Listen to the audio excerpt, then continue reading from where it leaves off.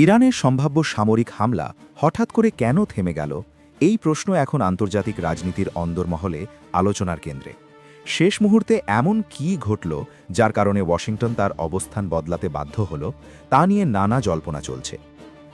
মার্কিন প্রভাবশালী সংবাদ মাধ্যম ওয়াশিংটন পোস্টের এক প্রতিবেদনে দাবি করা হয়েছে, ইরানের বিরুদ্ধে সরাসরি সামরিক অভিযান না চালানোর অনুরোধ করেছিলেন স্বয়ং ইসরায়েলের প্রধানমন্ত্রী বেনিয়ামিন নেতানিয়াহু।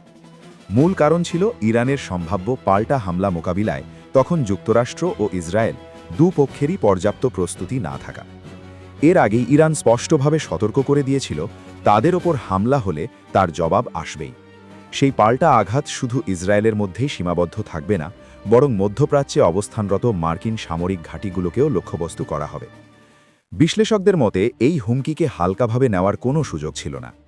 ওয়াশিংটন পোস্টকে দেওয়া এক মার্কিন কর্মকর্তার বক্তব্যে উঠে এসেছে, ইরানে হামলা না চালানোর পেছনে সবচেয়ে বড় কারণ ছিল মধ্যপ্রাচ্যে যুক্তরাষ্ট্রের সামরিক সক্ষমতার সীমাবদ্ধতা। বিশেষ করে ইরানের ব্যালিস্টিক ক্ষেপণাস্ত্র মোকাবিলার মতো পর্যাপ্ত প্রতিরক্ষা ব্যবস্থা তখন পুরোপুরি প্রস্তুত ছিল না। এই পরিস্থিতিতে ইসরায়েলের নির্ভরশীলতার বিষয়টিও সামনে আসে। বাস্তবতা হল, ইরানের বড় ধরনের হামলা প্রতিহত করতে ইসরায়েল অনেকটাই যুক্তরাষ্ট্রের সহায়তার ওপর নির্ভরশীল। অতীত অভিজ্ঞতাই তার প্রমাণ।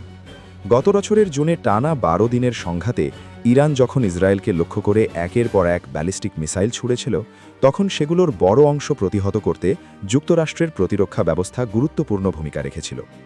সেই অভিজ্ঞতা থেকেই এবার আগেভাগে সতর্ক হতে চেয়েছে তেল আবিব, এমনটাই দাবি সংবাদ মাধ্যমটির। গত বুধবার পর্যন্ত পরিস্থিতি ছিল চরম উত্তেজনাপূর্ণ। ট্রাম্প প্রশাসনের উপদেষ্টারা ধরে নিয়েছিলেন যে কোনো মুহূর্তে সামরিক অভিযান শুরু হতে পারে। হোয়াইট হাউস থেকে পেন্টাগন সবখানেই চলছিল যুদ্ধের প্রস্তুতি। ঠিক সেই সময়ই ঘটে যায় আরেকটি নাটকীয় ঘটনা।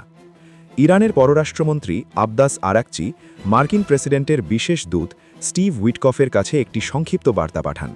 যদিও সেই বার্তার বিস্তারিত প্রকাশ করা হয়নি, তবে ওয়াশিংটন পোস্টের মতে এই কূটনৈতিক যোগাযোগ পরিস্থিতি কিছুটা শান্ত করতে গুরুত্বপূর্ণ ভূমিকা রাখে। সব মিলিয়ে কূটনৈতিক বার্তা, সামরিক বাস্তবতা এবং আঞ্চলিক ঝুঁকির হিসাব, এই তিনের সমন্বয়েই শেষ মুহূর্তে সম্ভাব্য হামলা থেমে যায়। তবে বড় প্রশ্ন থেকেই যায়, এই আপাত শান্তি কি দীর্ঘস্থায়ী, নাকি এটি কেবল ঝড়ের আগের নিস্তব্ধতা?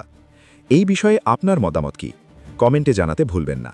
এমন গুরুত্বপূর্ণ ও আপডেট খবর পেতে আমাদের চ্যানেলটি সাবস্ক্রাইব করুন, ভিডিওটি লাইক দিন এবং শেয়ার করে আমাদের পাশেই থাকুন। ধন্যবাদ।